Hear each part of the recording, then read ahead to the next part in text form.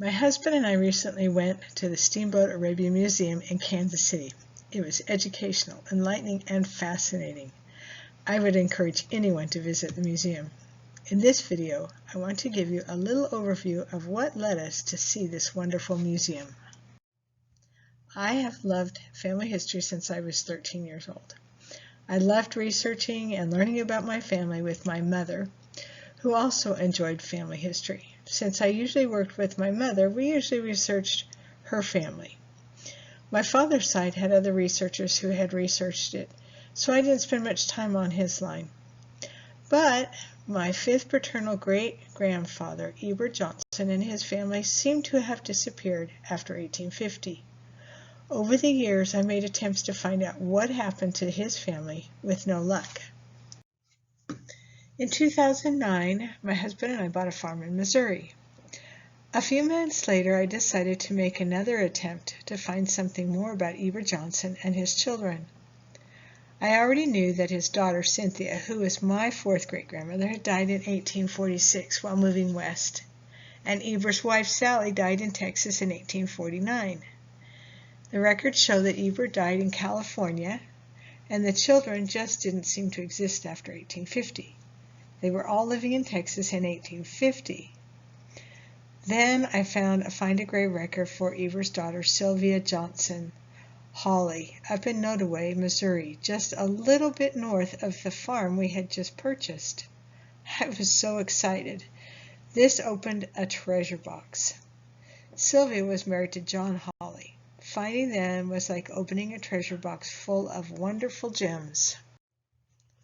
That same day that I found Sylvia and John Hawley, I quickly found their children, and two of their sons were buried in Hamilton Cemetery, just 6 miles south of our new farm in Missouri. I would have driven down there that day, but we lived in Texas at that time and had to wait until we visited the farm months later to visit the cemetery. I don't remember if it was in 2009 or 2010 that we traveled up to the farm in Missouri. While we were there, we attended our local church. They were having a breakfast celebration on the 4th of July and invited us to attend. My husband and I decided to go even though we didn't know many of the people.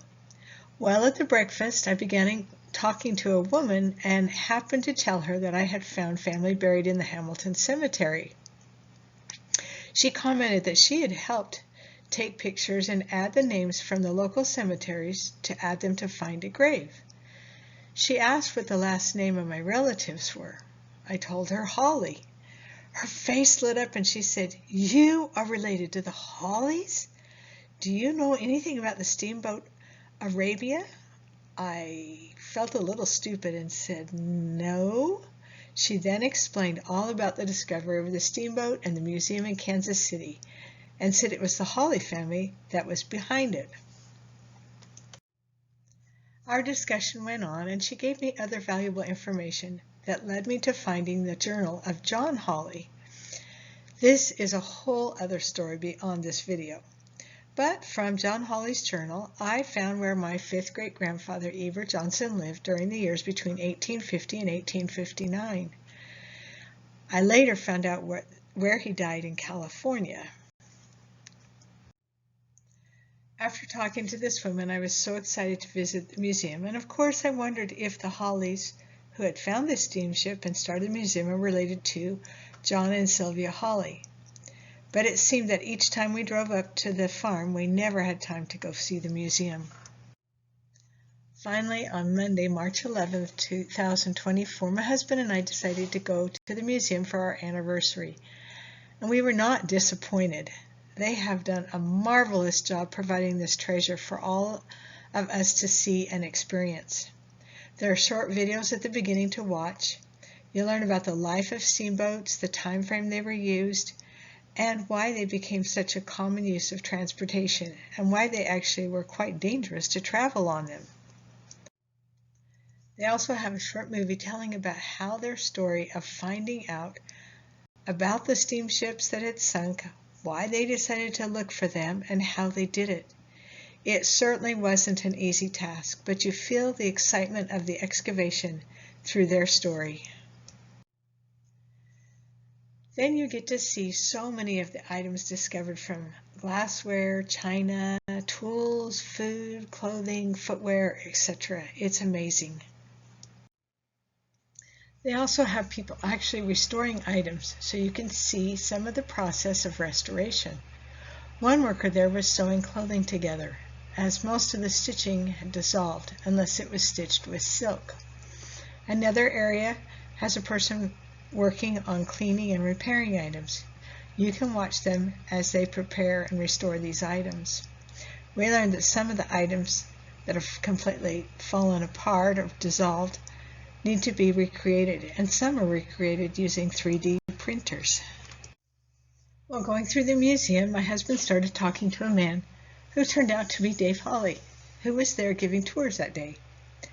I was amazed to learn that they still have tons of items that need to be cleaned, restored, and put on display.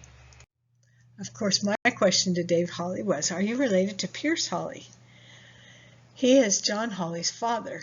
Dave said the name was familiar and he knows his parents had all their family history in books. He just wasn't sure.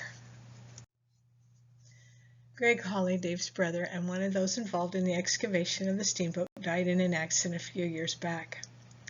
They have an area with a tribute to Greg Hawley. I took a picture of it. On the way home, using my phone, I did a little research, and sure enough, the Hawleys that have done all this work are from Aaron Hawley, the younger brother of John Hawley and sons of Pierce Hawley. So this trip to the Steamboat Arabia Museum was well worth our time, and for us it was really fun to see that we are related to them. I also looked up some of my other ancestors to find that they traveled in 1850 on the ship James Pennell from Europe to New Orleans and into the mouth of the Mississippi River, and then traveled up the Mississippi to St. Louis, Missouri. They spent 2 years in St. Louis working to pay for the rest of their travels.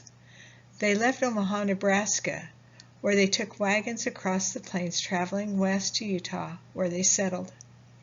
My guess is that they traveled by steamboat up the Mississippi and or from St. Louis up the Missouri River for some of their travels. So they probably experienced the steamboat travels themselves. If you're ever in Kansas City area, I highly recommend you visit this museum. The people working there are very willing to stop and answer your questions and explain more about the items. There was a lady sewing clothes that left her area and took my husband and I over to some of the suits and explained how some of them were made better than others and how she could tell. There has been a lot of effort from the Hawley family and others to give us the opportunity to see history, and for many of us, a small taste of some of our ancestors' lives. I am anxious to return again. Learning about our ancestors and experiencing just a little of their lives can be very exciting. Happy hunting!